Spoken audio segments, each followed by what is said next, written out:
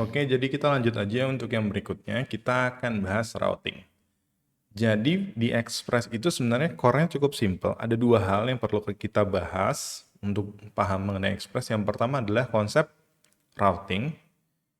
Yang kedua adalah konsep middleware. Oke, jadi dari belajar routing kita tahu input dari HTTP request itu ke dalam Express seperti apa dan gimana cara kita menyalurkannya sesuai dengan routing-routing yang ada. Nah, kalau untuk middleware sendiri, middleware sebenarnya digunakan banyak untuk validasi, logging. Jadi middleware adalah anggap suatu function yang dieksekusi sebelum request mencapai handler terakhirnya, yaitu handler di sini.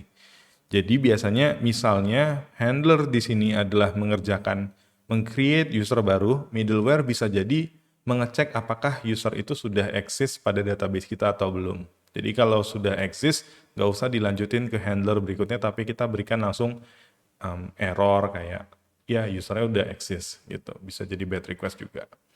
Oke, jadi kita lanjut aja. Jadi konsep routing yang pertama adalah kita harus selalu meletakkan routing yang lebih kompleks di atas. Jadi contohnya seperti ini.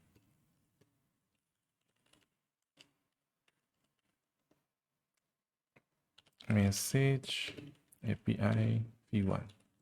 Oke, kemudian kita akan build dengan cara npm run build yang kemudian diikuti dengan npm run start. Jadi bisa juga kita lakukan npm run build, habis itu npm run start.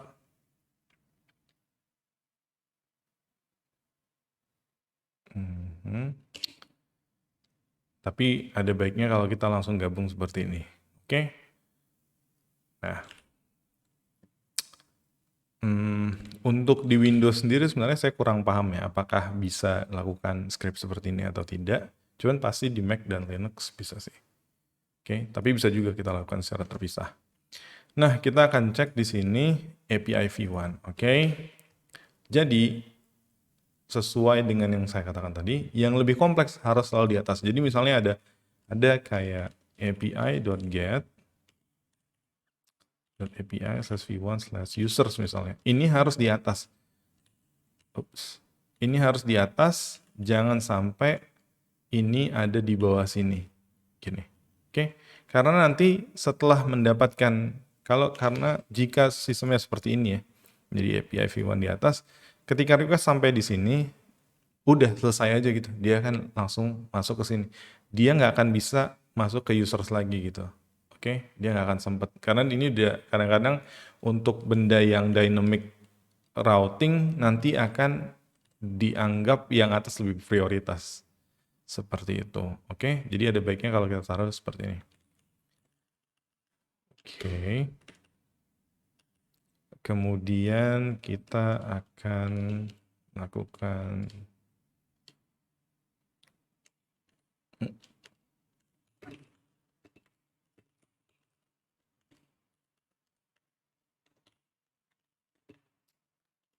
API v1 user. Oke. Kemudian sama, kita akan build dan start. Oke. Nah, jadi kalau kita lihat, ini adalah konsep sederhana dari Express. Ada alamatnya, ada alamat routingnya, dan ada handlernya. Oke, HTTP handlernya. Jadi kalau kita lihat di sini, kita akan tambahin users tadi. API v1 users, oke. Nah, seperti itu kalau kita menggunakan metode get.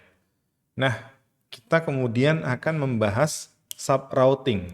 Jadi, kalau kita menggunakan konsep yang seperti ini, halaman main kita lama-kelamaan akan penuh. Oke. Nah, ini baru 3 API aja. Perusahaan-perusahaan itu rata-rata bisa sampai 100 endpoint untuk bisnis yang kompleks. Jadi kamu bayangin kalau ada 100-100-nya di sini kan akan sangat panjang.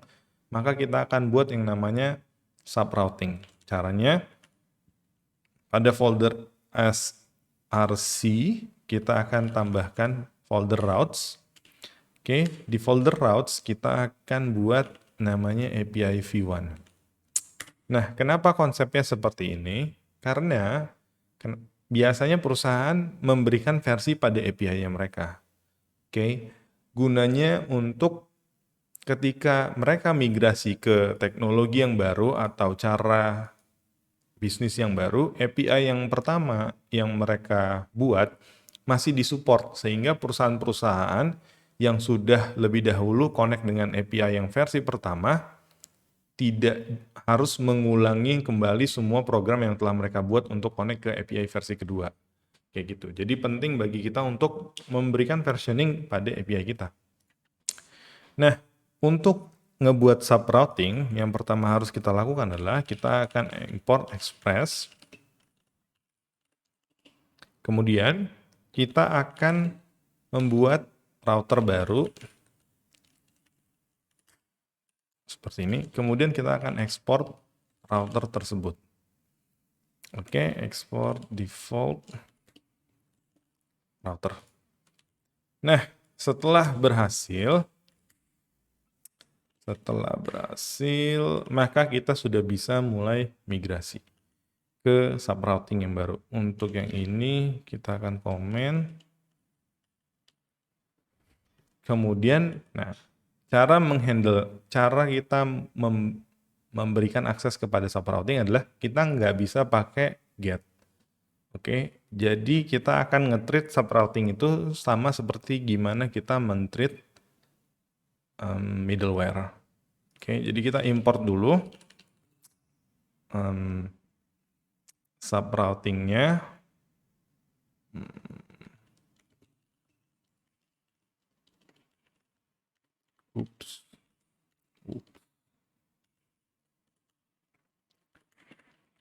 Kemudian kita akan, ini kita hapus.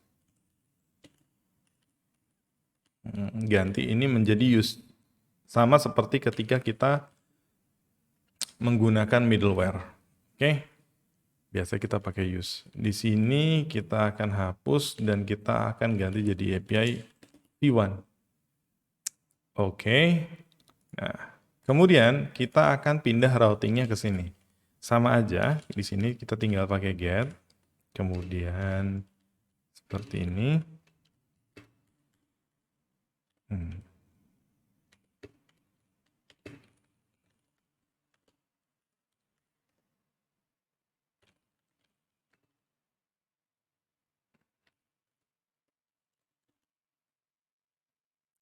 Oke. Kita akan build kembali. Mungkin teman-teman pada bingung sih. Pada bingung kenapa saya maksa banget untuk ngajarin kalian kayak linting atau menggunakan style coding yang benar seperti ini misalnya. Kita harus tambahin seperti koma. Karena pada akhirnya kalau kalian di dunia kerja, kalau misalnya style coding kalian tidak mengikuti kaidah perusahaan atau style coding kalian gitu-gitu aja, atau cara ngoding kalian serabutan, perusahaan akan cenderung tidak mau bekerja sama dengan kalian seperti itu. Karena untuk menghandle development dalam level perusahaan, mereka butuh ada satu aturan yang diikuti semua orang sehingga memudahkan kalau ada developer lain selain Anda atau selain kita yang membaca kode tersebut.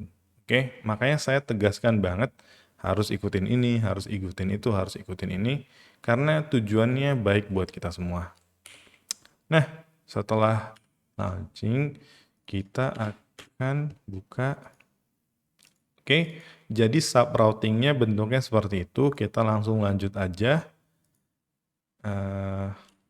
Kalau kita lihat side by side ya, bentuknya seperti ini.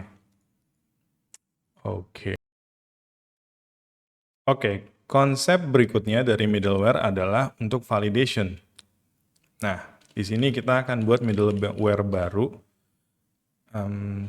validation middleware. Tadi kan saya sudah contohkan untuk konsep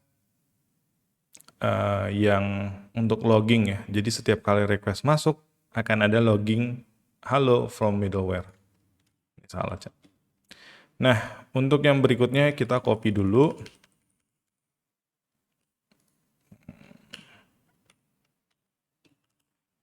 Di sini kita akan berusaha untuk menendang atau menolak request masuk ke dalam endpoint tertentu. Jadi di sini kita punya misalnya get print text. Oke, terus di sini tindakan yang akan kita lakukan simple, yaitu kita akan menerima request. Oke. Di sini kita akan mengambil nilai dari teks ini. Oke. Cara mengambilnya adalah text request.params. Oke, terus di sini res.json text message text. Oke. Kemudian di sini kita ingin mereject jika teksnya berupa kata-kata seperti nasi dan goreng ya. Jadi di sini kita akan sisipkan validation middleware-nya. Dan di sini kita akan ngecek si teks tadi. Nah, di sini kita biarkan untuk lanjut.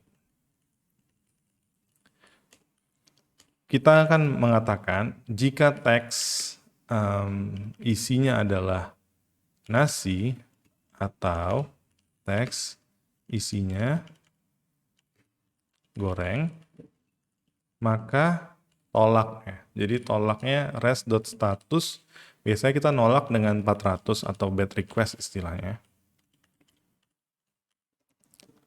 Message, saya tidak suka nasi goreng. Seperti ini misalnya. Oke, kemudian kita save dan kita akan coba build. Jadi yang kira-kira akan terjadi adalah ketika kita pengen masukin routing print nasi dan goreng, dia akan mengatakan saya tidak suka nasi goreng. Oke, langsung aja kita lanjutkan di sini. Di sini ada nasi. Jadi kalau kita send nasi, saya tidak suka nasi goreng. Sedangkan kalau kita misalnya bubur, dia mau ngeprint bubur. Kalau kita goreng, saya tidak suka nasi goreng. Seperti itu kira-kira. Nah, meskipun saya belum menjelaskan rec.params ini, tapi saya hanya menjelaskan konsep bahwa middleware biasanya dilakukan untuk yang pertama logging, yang kedua adalah untuk validasi atau menolak request. Seperti itu aja.